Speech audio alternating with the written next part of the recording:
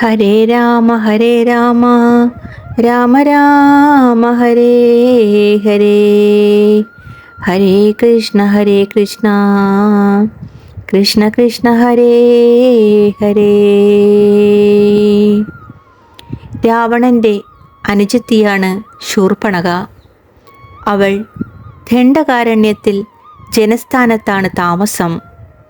ഖരനും 14,000 രാക്ഷസന്മാരും അവൾക്ക് സഹായത്തിനുണ്ട്. ശൂർപ്പണഖയുടെ ചെറിയമ്മയുടെ മകനാണ് ഖരൻ. പ്രായം കൊണ്ട് അവളുടെ അനുജനാണ്. ശൂർപ്പണഖ ഒരു ദിവസം ഗൗതമി തീരത്തുകൂടി സഞ്ചരിക്കുകയായിരുന്നു.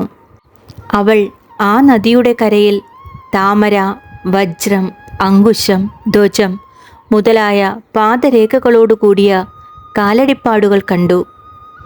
കാൽപ്പാടുകൾക്ക് തന്നെ ഇത്ര സൗന്ദര്യമുണ്ടെങ്കിൽ ആ പുരുഷൻ എത്രയധികം സുന്ദരനായിരിക്കണമെന്ന് അവൾക്ക് തോന്നി.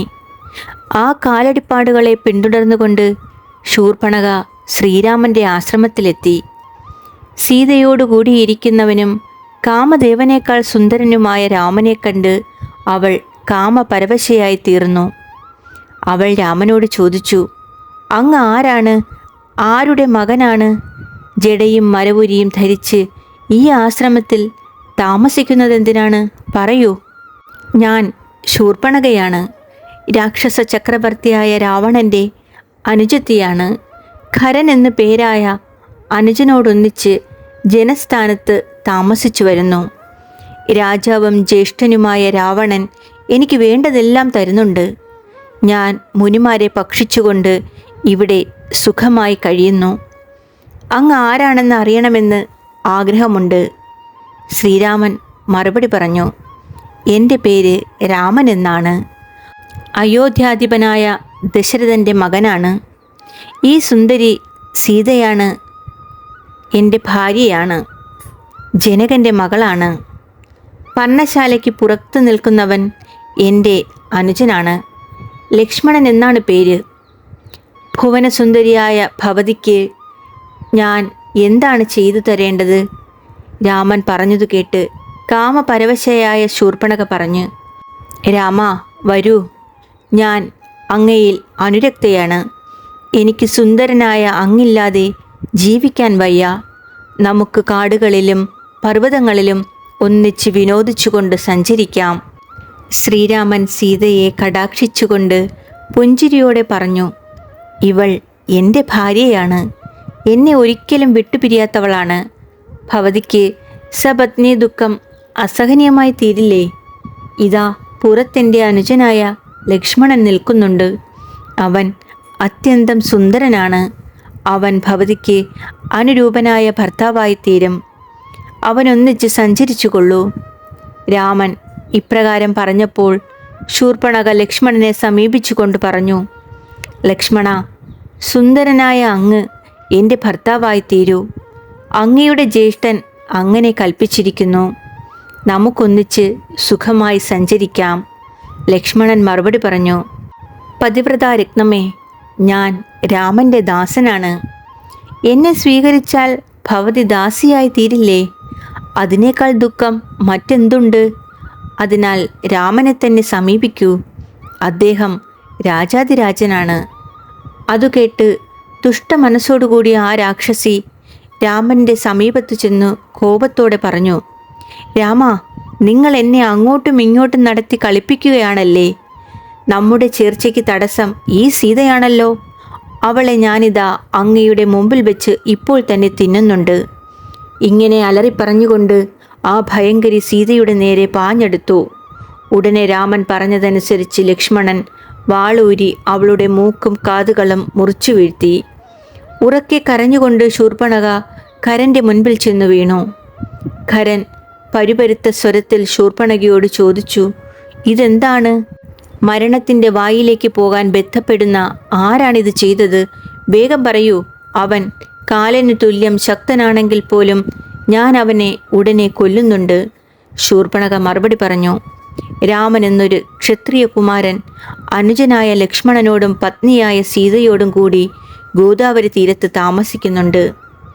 രാമൻ്റെ പ്രേരണയനുസരിച്ച് ലക്ഷ്മണനാണ് എന്നെ ഇങ്ങനെ വിരൂപയാക്കി തീർത്തത്. നീ ശൂരനാണെങ്കിൽ, നല്ല കുലത്തിൽ ജനിച്ചവനാണെങ്കിൽ എൻ്റെ ശത്രുക്കളായ അവർ രണ്ടുപേരെയും ഉടനെ കൊല്ലണം.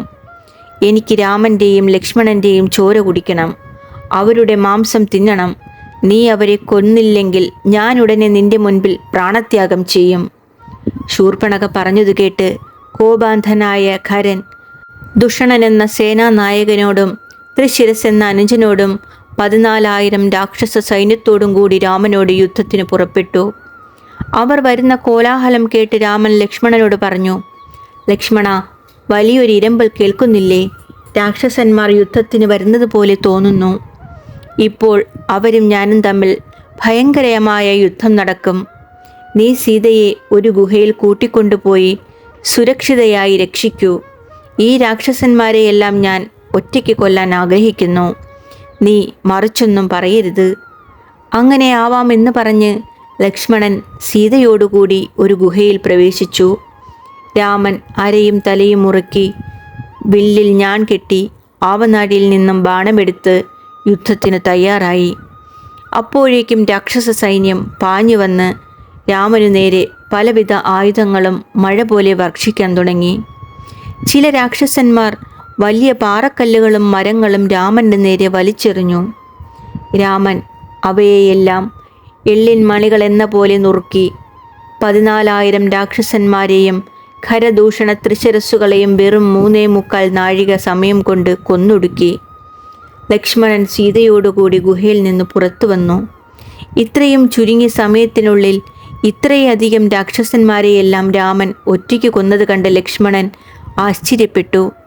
സീത രാമൻ്റെ ശരീരത്തിൽ അമ്പേറ്റ മുറിവുകൾ കൈകളെ കൊണ്ട് തടവി വേദന അകറ്റി. രാമനോടേറ്റ ഖരദൂഷണ ത്രിശിരസ്സുകളും 14,000 രാക്ഷസന്മാരും മരിച്ചതു കണ്ട ശൂർപ്പണഖ ഉറക്കെ കരഞ്ഞുകൊണ്ട് ലങ്കയിൽ ചെന്ന് രാവണൻ്റെ കാൽക്കൽ വീണു. ഭയപരവശയായ അനുജത്തിയെ കണ്ട് രാവണൻ പറഞ്ഞു, സോദരി, എഴുന്നേൽക്കൂ. ആരാണ് നിന്നെ വിരൂപയാക്കി തീർത്തത്? ഇന്ദ്രനോ, യമനോ, വരുണനോ, കുബേരനോ? വേഗം പറയൂ. അവനെ ഞാൻ ഭസ്മമാക്കി തീർക്കുന്നുണ്ട്. ശൂർപ്പണഖ പറഞ്ഞു, അങ്ങ് മൂഢബുദ്ധിയാണ്. അറിയേണ്ടതിനെ അറിയാത്തവനാണ്. മദ്യപാനാന്ധനാണ്. മാനിനീസക്തനാണ്. പൗരുഷമില്ലാത്തവനാണ്. ചാരന്മാരിലൂടെ വിവരങ്ങൾ അറിയാത്ത അങ്ങ് എങ്ങനെയാണ് നല്ലൊരു രാജാവാകുക? ഖരനും ദൂഷണനും ത്രിശിരസ്സും അവരുടെ സൈന്യങ്ങളായ 24,000 രാക്ഷസന്മാരും രാമനാൽ നിഷ്പ്രയാസം കൊല്ലപ്പെട്ടു. ജനസ്ഥാനം മഹർഷികൾക്ക് സുഖമായ തപസ്സിന് പറ്റിയ സ്ഥലമാക്കി തീർക്കപ്പെട്ടു. ബുദ്ധിശക്തി കുറഞ്ഞ അങ്ങ് ഇതൊന്നും അറിയുന്നില്ല. അതാണ് ഞാൻ പറയേണ്ടി വന്നത്. രാവണൻ ചോദിച്ചു, ആരാണ് രാമൻ? എങ്ങനെയാണ് രാക്ഷസന്മാർ കൊല്ലപ്പെട്ടത്? എല്ലാം വിസ്തരിച്ചു പറയൂ. ഞാൻ അവനെ ഉന്മൂലനനാശം വരുത്തുന്നുണ്ട്. ശൂർപ്പണഖ പറഞ്ഞു, ജനസ്ഥാനത്ത് താമസിച്ചിരുന്ന ഞാൻ ഒരു ദിവസം ഗൗതമി തീരത്തുകൂടി സഞ്ചരിക്കുകയായിരുന്നു. അവിടെ പഞ്ചവടി എന്ന ശാന്തമായ ഒരു പ്രദേശമുണ്ട്. പണ്ട് മുനിമാർ താമസിച്ചിരുന്ന സ്ഥലമാണ്. അവിടെ ഒരു പർണശാലയിൽ ഞാൻ പരമസുന്ദരനായ രാമനെ കണ്ടു. വില്ലും ശരവും ജടയും ധരിച്ചവനും മരവുരി വസ്ത്രമായി ഉടുത്തവനുമായിരുന്നു. രാമൻ്റെ അനുജനായ ലക്ഷ്മണനും അതുപോലെ തന്നെ സുന്ദരനും ജടാവൽക്കലങ്ങളും വില്ലും ബാണങ്ങളും ധരിച്ചവനുമായിരുന്നു. രാമൻ്റെ ഭാര്യയായ സീത സാക്ഷാൽ ലക്ഷ്മി ദേവിയെപ്പോലെ അതിസുന്ദരിയാണ്. ഇത്രയും സുന്ദരിയായ ഒരു സ്ത്രീയെ ദേവന്മാർ, ഗന്ധർവന്മാർ, നാഗങ്ങൾ, മനുഷ്യർ ഇവരുടെ ഇടയിലൊന്നും കാണാൻ കിട്ടില്ല. ശരീരശോഭ കൊണ്ട് ആ വനത്തെ മുഴുവൻ പ്രകാശിപ്പിക്കുന്നവളാണ്. അങ്ങേക്ക് ഭാര്യയായി കൊണ്ടുതരാനായി ഞാൻ അവളെ അപഹരിക്കാൻ ശ്രമിച്ചു.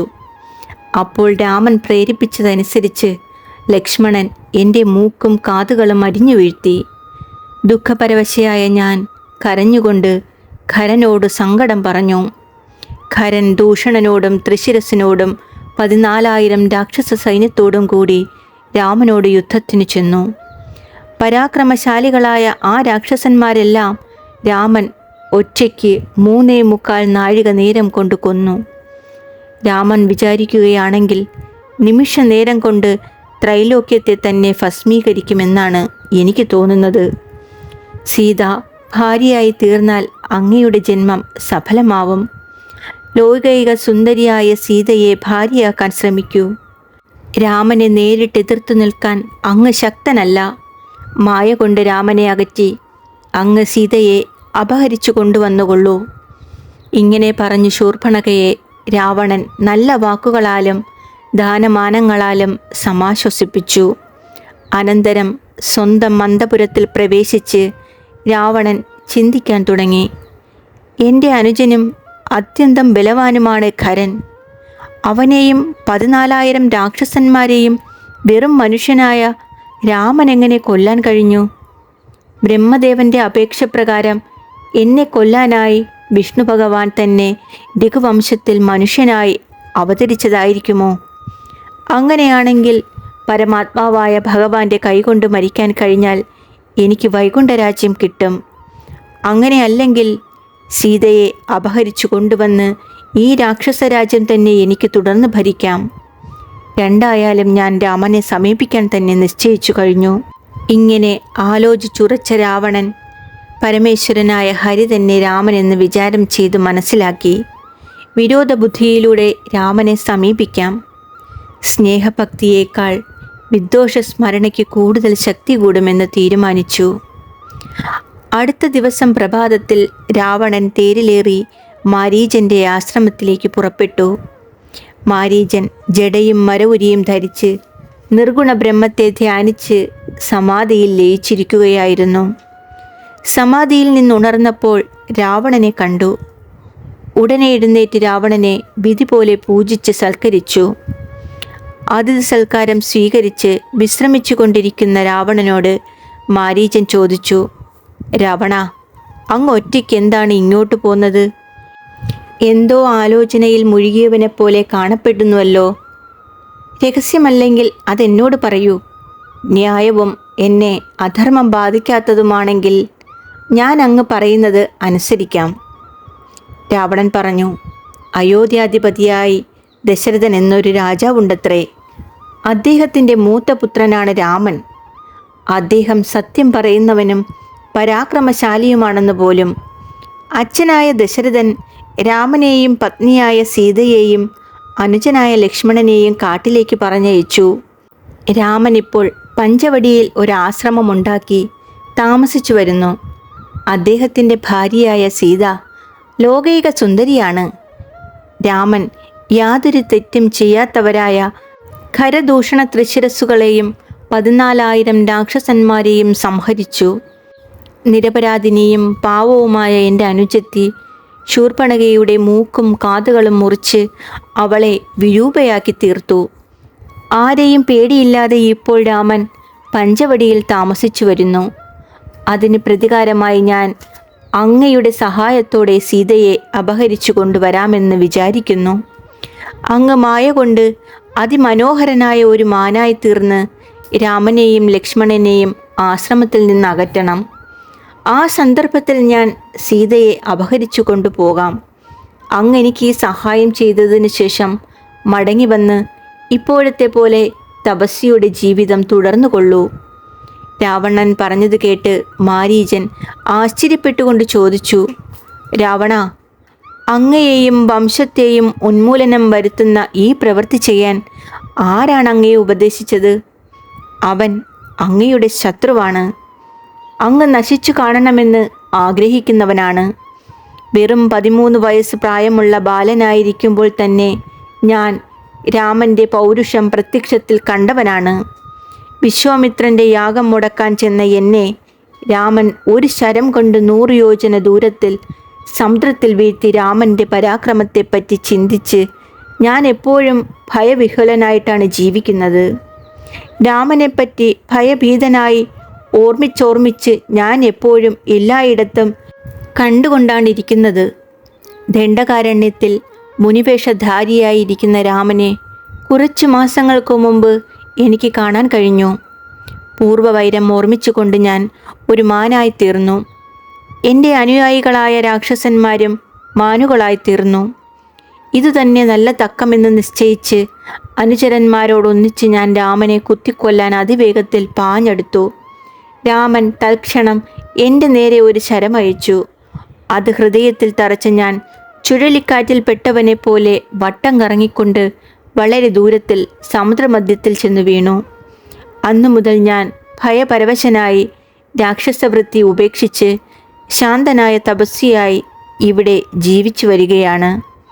രാമനെ തന്നെ എപ്പോഴും ഭയത്തോടെ ചിന്തിക്കുന്ന എനിക്ക് ശരീരസുഖത്തെ തരുന്ന എല്ലാ വിഷയങ്ങളിലും വൈരാഗ്യം വന്നിരിക്കുന്നു.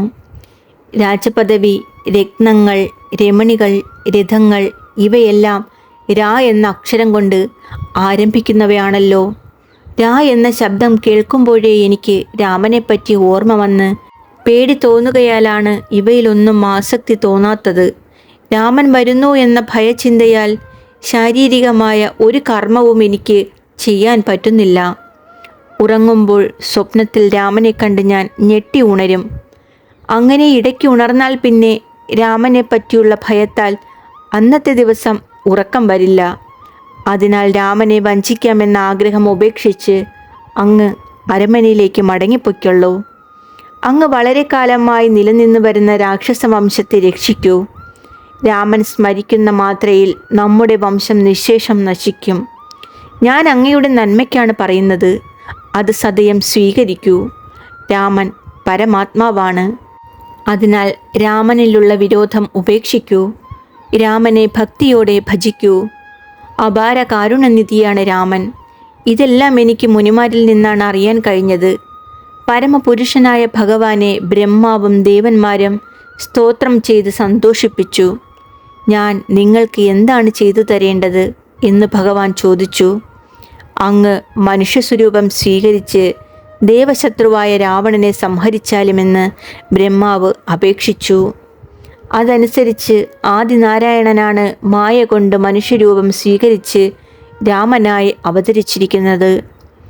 ഭൂമിക്ക് ഭാരഭൂതരായ ദുഷ്ടന്മാരെ സംഹരിക്കാനാണ് അവതാരം. ആ കാര്യസാധ്യത്തിനാണ് ഇപ്പോൾ കാട്ടിലേക്ക് വന്നിരിക്കുന്നത്. അതിനാൽ അങ്ങ് സുഖമായി ലങ്കയിലേക്ക് മടങ്ങിപ്പോകൂ. മാരീചൻ്റെ ഉപദേശത്തിന് രാവണൻ മറുപടി പറഞ്ഞു. ബ്രഹ്മാവിൻ്റെ അപേക്ഷയനുസരിച്ച് പരമാത്മാവാണ് എന്നെ കൊല്ലാൻ വേണ്ടി അവതരിച്ചിരിക്കുന്നതെങ്കിൽ സത്യസങ്കല്പനായ ഈശ്വരൻ അത് നിശ്ചയമായും ചെയ്യും. അതിനാൽ ഞാൻ നിശ്ചയമായും സീതയെ അപഹരിച്ചു കൊണ്ടുവരിക തന്നെ ചെയ്യും. രാമൻ്റെ കൈകൊണ്ട് മരിക്കുകയാണെങ്കിൽ എനിക്ക് പരമപദത്തെ പ്രാപിക്കാൻ കഴിയും. അല്ലെങ്കിൽ രാമനെ കൊന്ന് സീതയെ അനുഭവിക്കാം. അതിനാൽ അങ്ങ് വേഗം എഴുന്നേൽക്കൂ. അതിഭംഗിയുള്ള ഒരു പൊന്മാനായി തീർന്ന് രാമനെയും ലക്ഷ്മണനെയും ആശ്രമത്തിൽ നിന്ന് അകറ്റൂ. അതിനുശേഷം ഇവിടെ വന്ന് മുൻപത്തെ പോലെ സുഖമായി താമസിച്ചു കൊള്ളൂ. ഇനി എനിക്കെതിരായി ഒറ്റ വാക്കു പറയുകയാണെങ്കിൽ ആ നിമിഷത്തിൽ തന്നെ ഞാൻ ഈ വാൾ കൊണ്ടങ്ങയെ വെട്ടിക്കൊല്ലും. സംശയിക്കേ വേണ്ട. രാവണൻ പറഞ്ഞത് കേട്ട് മാരീചൻ സ്വയം ചിന്തിച്ചു. രാമൻ എന്നെ കൊന്നാൽ എനിക്ക് മുക്തനാവാൻ കഴിയും. ഈ നീചൻ്റെ കൈകൊണ്ട് മരിച്ചാൽ എനിക്ക് നരകപ്രാപ്തിയാണ് നിശ്ചയം. ഇങ്ങനെ ആലോചിച്ചുറപ്പിച്ച മാരീചൻ, രാജാവേ, അങ്ങയുടെ കൽപ്പന പോലെ ചെയ്യാം എന്ന് രാവണനോട് പറഞ്ഞു. മാരീചനെ തേരിലേറ്റി രാവണൻ രാമാശ്രമത്തിൻ്റെ സമീപത്തേക്ക് ചെന്നു. മാരീചൻ ദേഹം മുഴുവൻ സ്വർണ്ണ നിറത്തോടും അതിൽ വെള്ള നിറത്തിലുള്ള പുള്ളികളോടും കൂടിയതും അതിമനോഹരമായ ഒരു പൊന്മാനായി തീർന്നു. ആ മാനിൻ്റെ കൊമ്പുകളും കുളമ്പുകളും രത്നങ്ങളെ കൊണ്ട് നിർമ്മിച്ചവയാണ്.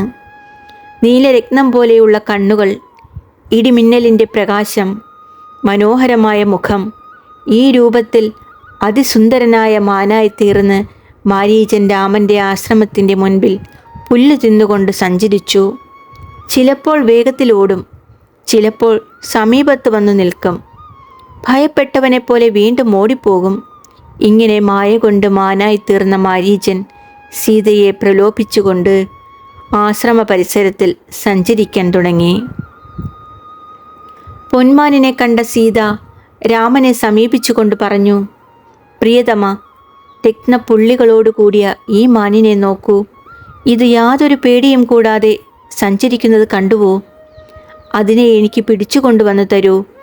സുന്ദരനായ ഈ മാൻ എനിക്ക് വിനോദമൃഗമായി തീരും അങ്ങനെയാവാം എന്ന് പറഞ്ഞ് വില്ലും ശരങ്ങളും എടുത്ത് രാമൻ പുറപ്പെട്ടു. ലക്ഷ്മണനോട് പറഞ്ഞു, സീതയെ നീ സർവ കഴിവും ഉപയോഗിച്ച് രക്ഷിക്കണം. ഘോരരൂപികളായ രാക്ഷസന്മാർ ഈ കാട്ടിൽ ധാരാളമുണ്ട്. നല്ല പോലെ മനസ്സ് നിർത്തണം. ലക്ഷ്മണൻ പറഞ്ഞു, ജ്യേഷ്ഠ, ഇത് മാനൊന്നുമല്ല. മാരീചൻ മായ കൊണ്ട് മാനായി വന്നിരിക്കുകയാണ്. ഇങ്ങനെ വിചിത്രരൂപിയായ മാൻ എവിടെ ഉണ്ടാവും? ശ്രീരാമൻ ലക്ഷ്മണനോട് പറഞ്ഞു, ഇത് മാരീചനാണെങ്കിൽ ഇവനെ നിശ്ചയമായും ഞാൻ കൊല്ലും. മാനാണെങ്കിൽ സീതയ്ക്ക് വിനോദത്തിന് വേണ്ടി പിടിച്ചുകൊണ്ടുവരികയും ചെയ്യും. ഞാൻ പോകുന്നു. വേഗം മാനിനെ പിടിച്ചു കെട്ടിക്കൊണ്ടുവരാം. സീതയെ രക്ഷിക്കാൻ തയ്യാറായി നിൽക്കൂ. ഇങ്ങനെ പറഞ്ഞ് രാമൻ മായാമൃഗത്തിൻ്റെ പിന്നാലെ ഓടി. പ്രപഞ്ചാകാരനെ ലോകരെ മുഴുവൻ മയക്കുന്ന മായ ഏതൊരു ഈശ്വരനെ ആശ്രയിച്ചാണോ നിൽക്കുന്നത്, യാതൊരു വികാരവുമില്ലാത്തവനും ജ്ഞാനസ്വരൂപനും പരിപൂർണനുമായ രാമൻ മാനിനെ അനുഗമിച്ചു. താൻ ഭക്തവത്സലനാണെന്ന വാക്യം സത്യമാക്കി തീർക്കാനാണ് രാമൻ സീതയുടെ പ്രിയത്തിനു വേണ്ടി മാനിനെ പിന്തുടർന്ന് ചെന്നത്. അല്ലെങ്കിൽ യാതൊരുവിധ ആഗ്രഹങ്ങളുമില്ലാത്തവനും എല്ലാം അറിയുന്നവനും പരമാത്മാവുമായ രാമന് മാനിനെ കൊണ്ടോ സീതയെ കൊണ്ടോ എന്ത് പ്രയോജനം? മാൻ ചിലപ്പോൾ അടുത്തേക്ക് വരും, ഉടനെ ഓടി ദൂരെ മറയും, പിന്നെ ദൂരത്തുനിന്ന് രാമനെ നോക്കും. അങ്ങനെ മാൻ രാമനെ ആശ്രമത്തിൽ നിന്നും വളരെ ദൂരത്തേക്ക് അകറ്റിക്കൊണ്ടുപോയി. കുറച്ച് സമയം കഴിഞ്ഞപ്പോൾ രാമന് ഇത് രാക്ഷസനാണെന്ന് മനസ്സിലായി. ഒരു ശരം കൊണ്ട് മാനിനെ എയ്തു പിളർന്നു. ചോര ഛർദ്ദിച്ചുകൊണ്ട് രാക്ഷസ സ്വരൂപം സ്വീകരിച്ച മാരീചൻ വീണു. അയ്യോ ലക്ഷ്മണ, ഞാനിതാ കൊല്ലപ്പെടുന്നു, ഓടി വരൂ. ഇങ്ങനെ രാമൻ്റെ സ്വരത്തിൽ വിളിച്ചു പറഞ്ഞുകൊണ്ട് മാരീചൻ മരിച്ചു വീണു. വെറും അജ്ഞനായവൻ പോലും മരണസമയത്ത് രാമനാമസ്മരണയോടെ ശരീരം ഉപേക്ഷിച്ചാൽ മുക്തനായിത്തീരും. ആ സ്ഥിതിക്ക് രാമനെ പ്രത്യക്ഷമായി കണ്ടുകൊണ്ട് മരിച്ച മാരീചൻ മുക്തനായി തീർന്നതിൽ അത്ഭുതമുണ്ടോ? മാരീചൻ്റെ ശരീരത്തിൽ നിന്നും പുറപ്പെട്ട ജീവജ്യോതിസ് എല്ലാവരും നോക്കി നിൽക്കെ രാമനിൽ വന്ന് വിലയിച്ചു. ഇത് കണ്ട് ദേവന്മാർ ആശ്ചര്യപ്പെട്ടു. അവർ പറയുകയാണ്, മുനിമാരെ ഹിംസിക്കുന്നവനും പരമപാപിയുമായ ഈ മാരീചൻ എന്ത് പുണ്യമാണ് ചെയ്തത്? അവൻ രാമനെ പ്രാപിച്ച് മുക്തനായി തീർന്നുവല്ലോ. അല്ലെങ്കിൽ ഇത് രാമൻ്റെ മഹിമ തന്നെ ആയിരിക്കാം. സംശയമില്ല. വിശ്വാമിത്രൻ്റെ യാഗശാലയിൽ വെച്ച് രാമശരമേറ്റ് സമുദ്രത്തിൽ ചെന്ന് വീണ അന്നു മുതൽ ഭയം കൊണ്ട് സദാ രാമനെ സ്മരിച്ചുകൊണ്ടും എല്ലാം രാമമയമായ കണ്ടുകൊണ്ടുമാണ് ഇവൻ കഴിഞ്ഞു വന്നത്. നിരന്തരമായ രാമസ്മരണ കൊണ്ട് ഇവൻ്റെ പാപം മുഴുവൻ നശിച്ചു. അവസാനം രാമനാൽ കൊല്ലപ്പെട്ടു. രാമനെ കണ്ടുകൊണ്ട് ശരീരം ഉപേക്ഷിക്കുവാൻ കഴിഞ്ഞില്ലേ? അതാണ് ഇവൻ രാമനെ പ്രാപിച്ച് മുക്തനായി തീർന്നത്. ബ്രാഹ്മണനോ രാക്ഷസനോ പാപിയോ ധാർമ്മികനോ ആരുമാകട്ടെ രാമനെ സ്മരിച്ച് ശരീരം ഉപേക്ഷിച്ചാൽ പരമഗതിയെ പ്രാപിക്കും. ഇങ്ങനെ പറഞ്ഞുകൊണ്ട് ദേവന്മാർ സ്വർഗത്തിലേക്ക് പോയി. രാമൻ വിചാരിച്ചു, മരിക്കുന്ന ഈ രാക്ഷസൻ എന്താണ് എൻ്റെ സ്വരത്തിൽ ലക്ഷ്മണ എന്ന് വിളിച്ചത്? എൻ്റെ സ്വരം പോലെയുള്ള നിലവിളി കേട്ട് സീതയുടെ സ്ഥിതി എന്തായിത്തീരും? ഇങ്ങനെ വിചാരിച്ച് രാമൻ പർണശാലയിലേക്ക് മടങ്ങി. മാരീചൻ്റെ ലക്ഷ്മണ എന്ന വിളി കേട്ട് സീത ഭയവും ദുഃഖവും താങ്ങാൻ കഴിയാതെ ലക്ഷ്മണനോട് പറഞ്ഞു, ലക്ഷ്മണ, വേഗം പോകൂ. ജ്യേഷ്ഠൻ രാക്ഷസന്മാരുടെ ആക്രമണത്തിന് ഇരയായി തീർന്നിരിക്കുന്നു. അയ്യോ ലക്ഷ്മണ എന്ന് ജ്യേഷ്ഠൻ വിളിച്ചു കരയുന്നത് നീ കേട്ടില്ലേ?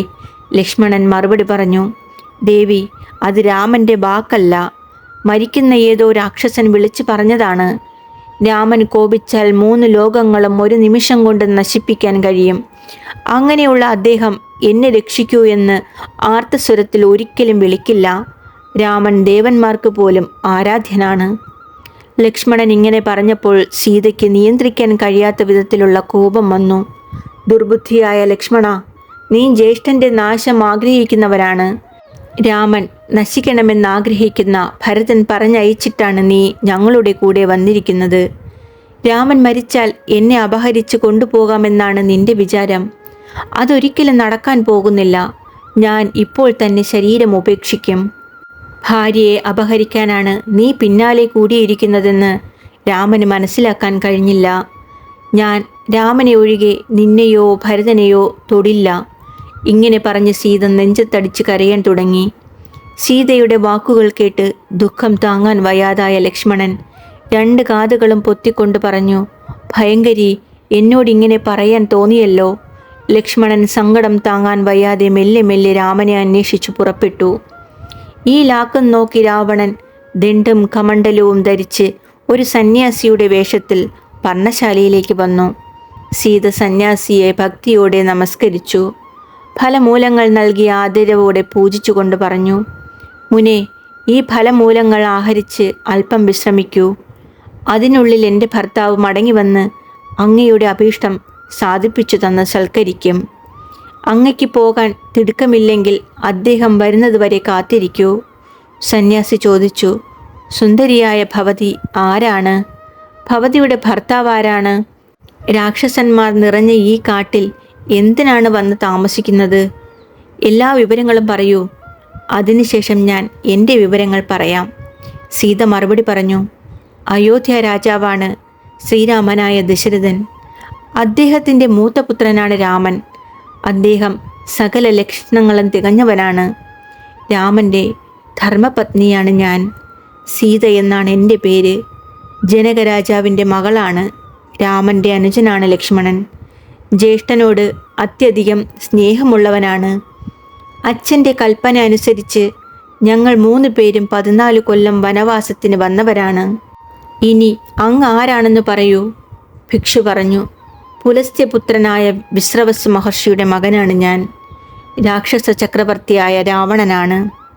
നിന്നിൽ അത്യധികം അനുരക്തനായാണ്. അതിനാൽ നിന്നെ ലങ്കയിലേക്ക് കൊണ്ടുപോകാനാണ് വന്നിരിക്കുന്നത്. മുനിവേഷധാരിയായ രാമനെ കൊണ്ട് നിനക്ക് എന്ത് ഗുണമാണ് കിട്ടുക? എന്നോടുകൂടി സുഖഭോഗങ്ങൾ അനുഭവിക്കൂ. വനവാസ ദുഃഖം ഉപേക്ഷിക്കൂ.